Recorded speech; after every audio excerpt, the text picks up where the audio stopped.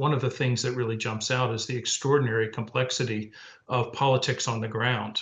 We've got states, we've got quasi-states, we've got non-state actors, all jostling and competing for control over very complex political economies in the region. This makes for really, really challenging environment, both for the local populations, just to try to figure out how they get to market, if they can get their kids to school, how to make a living, and for external actors, donor agencies, and nonprofits trying to operate in this environment.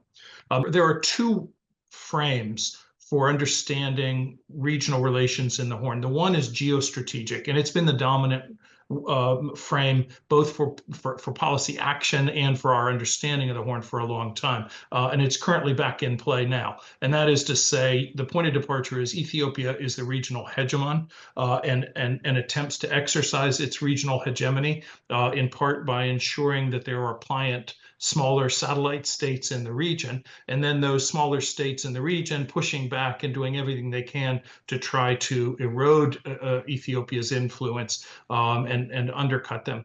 That's where we're at now. Again, there was an interruption of this, thanks to the tripartite agreement in 2018 through 2021 between Somalia, Ethiopia, and Eritrea. And Egypt is exploiting this return to the geostrategic rivalries in the region by providing support to Somalia and Eritrea.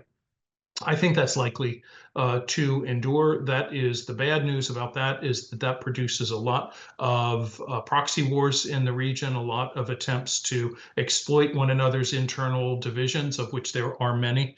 But there is that second framing that was dominant for just a short period of time during the tripartite agreement, and that is viewing the Horn of Africa in terms of economic integration and the prospects and possibilities for economic development if you've got all of the regional actors working together, promoting trade, promoting investment. It's win-win. Ethiopia gets access to multiple seaports. The seaports benefit from accessing the world's largest domestic market without a seaport. It remains to be seen whose vision will prevail on that. The more optimistic one is the economic integration. But right now, we are definitely in a period of intense geostrategic rivalries that tend to produce and magnify the destabilizing effects of armed conflict everywhere.